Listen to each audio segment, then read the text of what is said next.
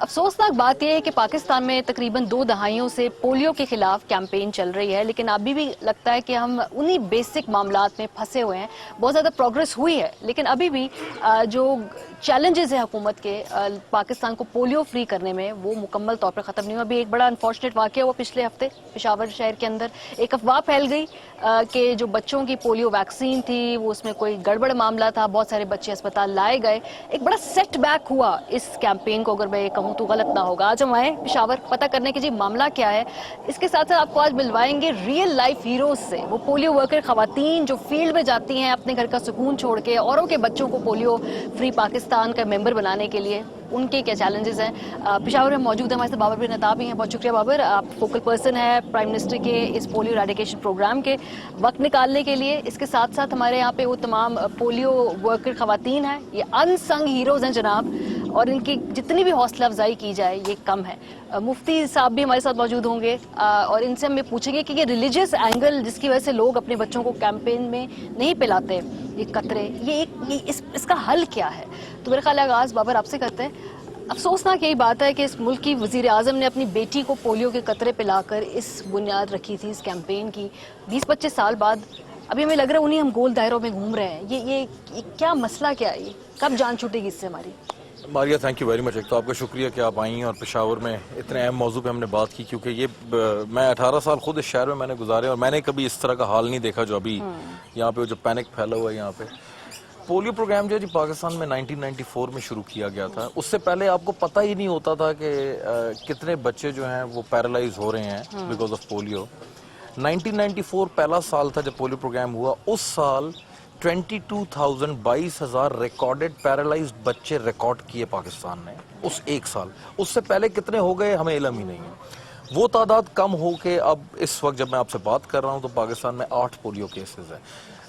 اس سے بڑا تو کوئی ثبوت ہو ہی نہیں سکتا کہ ایک دوائی جو ہے اس نے کام کیا اور اس نے کہاں سے اس کو لا کے نیچے لے آئے. آپ نے جو اس دن پشاور میں دیکھا جو حیرت کی بات کہ 4 کروڑ بچے پاکستان میں ہم ان کو قطرے پلا رہے ہیں پولیو ابھی جو ختم ہوئی ہے لاسٹ ویک پولیو کیمپین. اسی طرح بارڈر کے اس طرف افغانستان میں 3.5 کروڑ بچوں کو. تو پورے ریجن میں ایک ہی صوبے میں ایک ہی شہر میں ایک ہی سکول میں پھر اس سکول کے بھی ایک مخصوص کلاس میں ایک دوائی کیسے ریاکشن وجہ کر کیا رہی تھی ہے. کہ یہ کس نے شروع کیا معاملہ؟ یہ کون نقصان پہنچا رہا ہے؟ یہ سکول جو جس میں ریفیوزل ہو رہا تھا، یہ سکول پہلے بھی ریفیوزل ریکارڈ ہوا تھا.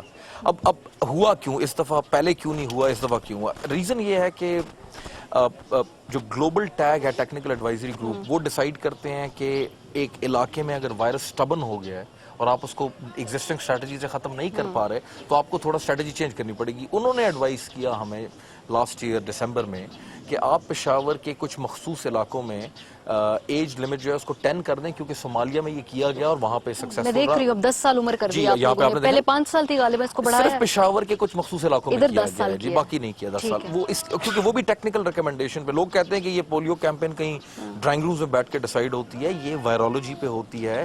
گٹر کے پانی کے سیمپلز ہم لے رہے ہوتے ہیں. آپ نے دیکھا کہ عالمی ادارے صحت نے رزلٹ نکال WHO اس کو ویلیڈیٹ کر رہا ہوتا ہے، اس کی بیس پہ یہ ڈیسیجن کیا گیا تھا.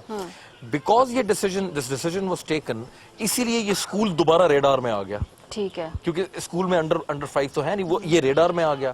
وہ ریفیوزل تھا، وہاں سے وہ جس کو آخر میں اب میڈیا نے پشاور پولیو ڈرامے کا نام دیا، وہ ڈرامہ وہاں پہ آپ کے سامنے. افسوسناک بات ہے بیکاز میں خاص طور پہ یہاں پہ جو پولیو ورکرز ہیں ان کو ضرور بحث میں لانا چاہوں گی، کیونکہ آپ لوگوں نے جا کر یہ سب فیس کرنا ہے. آپ لوگوں نے گھر گھر جا کے بچوں کو قطرے پلانے، اسپیشلی اگر میں آپ سے بات کروں، آپ یو سی انچارج ہیں؟ ٹھیک ہے، تو آپ یو سی انچارج ہیں. کتنی خواتین ہیں جو آپ کے ساتھ کام کرتی ہیں اس علاقے میں؟ 24 CHWs ہیں، 6 ایریا انچارجز ہیں. سب سے پہلے چیلنج تو ہمارے لیے یہ تھی، ہم اس دن ڈیوٹی کر رہے تھے، روٹین میں ہم سکولز وزٹ کر رہے تھے. جب فرسٹ ہمارے ساتھ جو سینئرز تھے ان کو کالز آئی، وہ لوگ ہینڈل کرنے کی کوشش کر رہے تھے. جب فرسٹ بچے کی تھوڑی سی کچھ طبیعت خراب ہوئی ہوگی، لیکن یہی ہے کہ اس کے بعد سچویشن اتنی زیادہ ہو گئی، CHWs کو کال آنا شروع ہو گئی گھروں سے کہ آپ لوگ آ جائیں، حالات خراب ہے. جب آپ گھر جا کے دروازہ کھٹکھٹاتی ہیں तो आसानी से खुल जाता है वो दरवाज़ा? लोग फर्स्ट डे पे जो वर्कर्स हमारी रिफ्यूज़ कर रही थी, डर रही थी, उसकी जगह मैंने खुद विजिट किए हैं, मेरे साथ 1-2-3 और भी वर्कर्स थी, उनके साथ मैं गई हूँ. तो कम्युनिटी से इवन आप नोट नहीं कर सकते कि बच्चे, मेल फीमेल, सिक्योरिटी भी हमारे साथ थी, लेकिन वो हमारे पीछे पीछे आ रही थी और हमें कह रही थी तासो माशुमान बड़ा करी दी. उर्दू में क्या होगा? हाँ, आप लोगों ने बच्चों को मारे, खुदा के कहर से डरे और अल्लाह करे. इवन उस टाइम बारिश शुरू हो गई और वो मेरे ख्याल से जालाबारी शुरू हो गई, हम उसी वक्त फील्ड में थे और टैक्सीज वाले और रक्षा वाले कह रहे थे अल्लाह ने आप लोगों पे कहर बरसाया है, इसीलिए आप लोगों पे ओले बरस रहे हैं. जी, इस रवैये का आपको सामना करना पड़ता है जब आप लोगों को, बिल्कुल एग्जैक्टली. इवन फिर उसके बाद हैरेसमेंट जो होती है, जब हम घर के अंदर जाते, फीमेल्स नहीं होती. उसी दिन कुछ ऐसे हाउसेस थे जिसमें फीमेल्स नहीं थी और वो लोग कह रहे थे आप लोग तो पता नहीं किस किस बहुत हार्श वर्ड और बहुत स्टूपिड वर्ड उन्होंने यूज किए कि आप लोग इसीलिए निकलते हो, आप लोगों का पोलियो के साथ कोई काम नहीं है. अच्छा. आप लोग इसीलिए निकलते हो कि घर में आप लोग को कोई खाली घर मिले और आप लोग अपने लिए पैसे कमाएं. अच्छा. तो ये कम्युनिटी का रिस्पांस है उसके बाद. इससे पहले भी था लेकिन इस इंसिडेंट्स के बाद बहुत ही ज्यादा. ठीक है, और कोई अपना चैलेंज शेयर करना चाहेगा कि किस किस्म के रवैये का आपको सामना करना पड़ता है? मेरा नाम राबिया है और मैं यूसी शाहीन टाउन में काम करती हूँ एज अ पोलियो सुपरवाइज़र. पिछले 3 साल से हम काम कर रहे हैं. जिस वक्त हमने काम स्टार्ट किया था तो उस वक्त भी रिफ्यूज़ल हमारे साथ थे, कम्युनिटी अग्रेसिव थी, लेकिन स्मूथली जो है वो एरिया हम कवर करते गए और काम हमारा जो है वो आहिस्ता आहिस्ता सेट होता गया. लोग मानते गए कि वाकई ये एक बीमारी है और हमने इसको यहाँ से निकालना है. अब फिर हम कम्युनिटी को हमने जब विज़िट किया नेक्स्ट डे पे, तो कोई भी ऐसा दरवाज़ा, कोई भी ऐसा बंदा नहीं था जो हम पे गुस्सा नहीं था. कोई भी दरवाज़ा हमारे लिए नहीं खुल रहा था.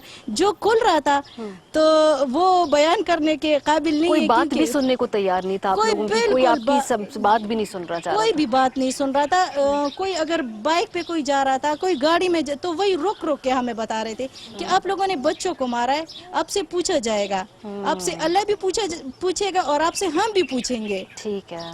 जो सोशल मीडिया की लोग आजकल बातें करते हैं, अब ये देखें ना, ये कितना बड़ा मॉन्स्टर क्रिएट हो गया है. और मैंने तो ये सेंस कर ही लिया था आज से कोई 2-3 महीने पहले कि कम्युनिटी में जो रेजिस्टेंस आ रही है, तो एक official मरासला through Pakistan telecommunication authority Facebook और ट्विटर को लिखा था कि खुदारा अगर आप चाहते हैं कि दुनिया से पोलियो का खात्मा हो तो इस पे किसी किस्म का कर्ब होना चाहिए.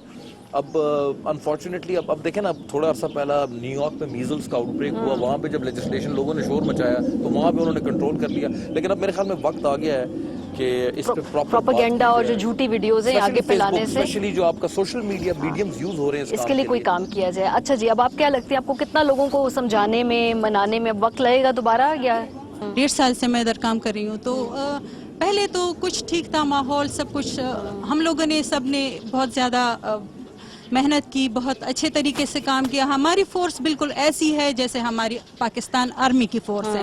चाहे सर्दी हो, गर्मी हो, चाहे बर्फबारी हो, तूफान हो, हम अपना काम नहीं छोड़ते. पीछे पीछे भाग रहे होते हैं आपके, खुदा के वास्ते पी लें पोलियो के कतरे पीछे जाते हैं, इसलिए कि हम अपने मुल्क को पोलियो से पाक करें, इसलिए हम ये काम कर रहे हैं. अपने बच्चों के लिए, अपने मुस्तकबिल को सेफ करने के लिए हम काम कर रहे हैं.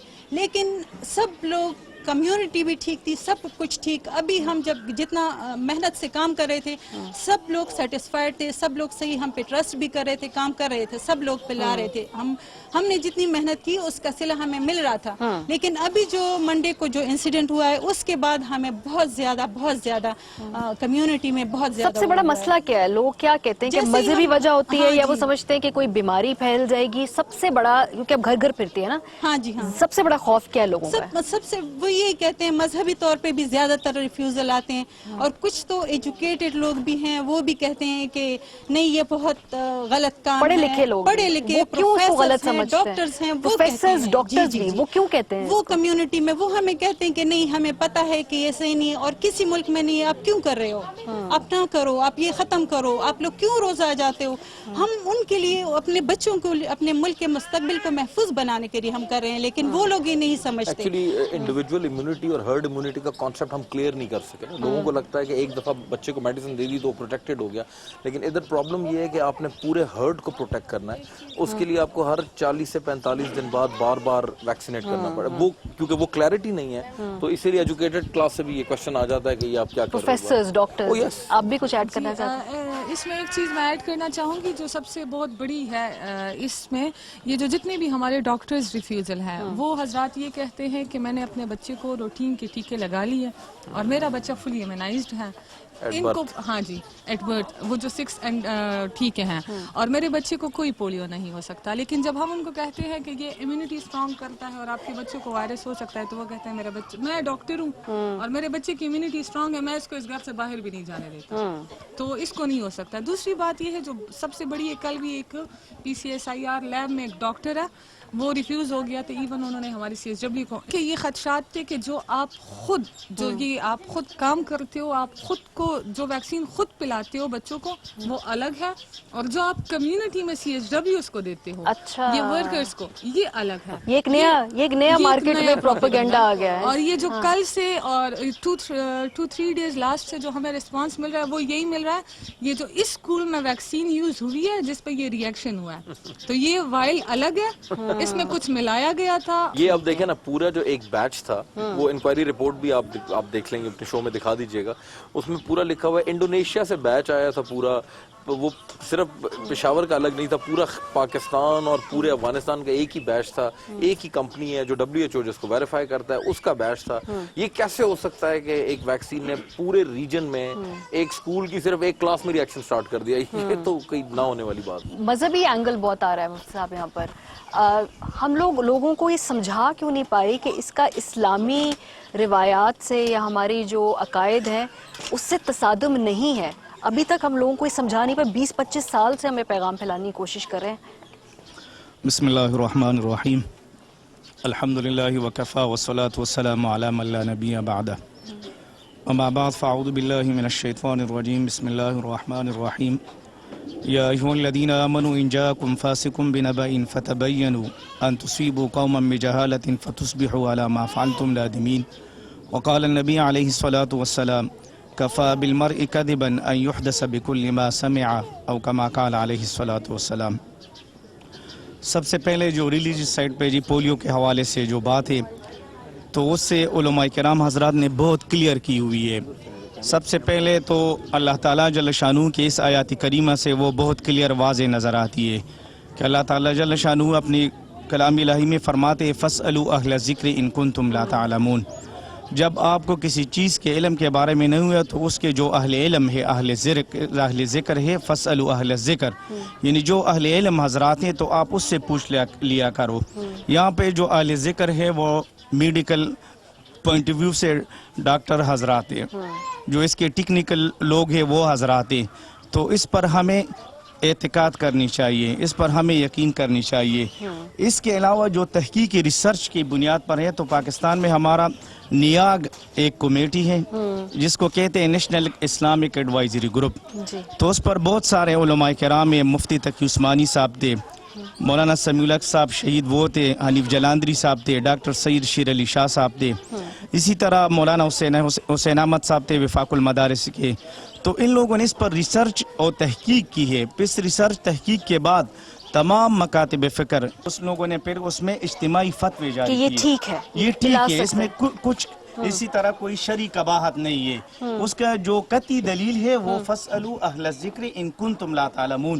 جو اہل ذکر ہے یعنی جو میڈیکل لیول کے جو ڈاکٹر صاحبان ہیں، اسی طرح ٹیکنیکل پر اس پر اعتماد کرنی چاہیے کیونکہ یہ تو میڈیکل مسئلہ ہے. پاکستان میں تقریباً 4 لاکھ بچے مس کر جاتے ہیں اس ریفیوزل کی وجہ سے. اس میں 70% جو ہے ہمارے پاس تعداد وہ ہے میڈیکل بیسڈ مسکنسیپشنز. لوگوں کا جو سب سے بڑا کوشچن ہے وہ یہ ہے کہ کیونکہ وہ نیشنل لیول کی ان کو پتہ نہیں ہے، میں بتاتا ہوں، جو لوگوں کا سب سے بڑا کوشچن ان کو میری ٹیمز کو موصول ہوتا ہے وہ یہ ہوتا ہے کہ ہمیں ڈیزیز نظر نہیں آتی کیونکہ پیرالیسس کم ہو گیا ہے، تو آپ دوائی بار بار کیوں پلائے جا رہے ہیں 40 دن بعد؟ دیکھیں نا، وہ کہتے ہیں کہ ہمیں سر درد نہیں ہے، آپ ہمیں پیناڈول دیے جا رہے ہیں. تو یہ 70% یہ ہے. 20% جو ہے جی وہ اس بیس پہ ہے کہ کیا ملک میں یہی مسئلہ رہ گیا ہے, آپ ہیپیٹائٹس پہ کیوں گھر گھر نہیں آ رہے, آپ دوسری بیماریوں پہ کیوں گھر گھر نہیں آ رہے, آپ صرف پولیو پہ کیوں گھر گھر آ رہے ہیں, یہ میری روڈ کیوں نہیں پکی کر رہے, میرے بیٹے کو نوکری کیوں نہیں دے رہے, یہ تمہارے ساتھ جو پولیس والا ہے اسے کہو کہ میرا جو پھپھی کا بیٹا ہے اس کے خلاف پرچہ کیا ہے وہ اس کو ورنہ میں قطرے نہیں پلاؤں گا, اس باتوں پہ بھی نکالتے ہیں, اپنے سارے غصے نکالتے ہیں. اور ریمیننگ 10% جو ہے وہ ریلیجس بیسڈ ہے. اب انفارچونیٹلی جو اسکول کا انسیڈنٹ جو ریفیوزل ہے وہ اس 10% کا ریفیوزل, جس کی وجہ سے ہمیں لگتا ہے کہ مذہبی طور پہ لوگ کر آپ رہے کو ہیں, لگتا ہے کہ مذہبی وجہ سے ہوا ہے, لیکن یہ کلچرل ایشو ہے, یہ لوکل ایشو ہے. اسکول نے ٹریگر کیا, جو بڑا لاٹ تھا نا میڈیکل بیسڈ مسکنسپشن, ٹھیک ہے, اس نے ریئیکشن کر دیا آگے سے. یہ دس از واٹ. چلے میں اگر ادھر کچھ آپ کہنا لاسٹ میں جی میں یہ بات کہنا چاہ رہا ہوں, ریسنٹلی جو حادثہ واقع ہوا ہے تو یہ اسی طرح صرف افواہ اور پروپیگنڈا ہوا ہے. تو شرعی نقطہ نظر کے حوالے سے میں صرف ایک میسج کاؤنٹ کر لوں گا کہ ہماری شریعت نے افواہ اور پروپیگنڈے پر بہت زیادہ زور دیا ہے اس کے خلاف. جس طرح نبی کریم صلی اللہ علیہ وسلم کے حدیث مبارکہ ہے کہ کسی آدمی کے جھوٹا ہونے کے لیے یہ کافی ہے کہ وہ سنی سنائی بات آگے فارورڈ کر لے اور لوگوں کو سنائے, بس اس کی جھوٹا ہونے کے لیے یہی کافی ہے.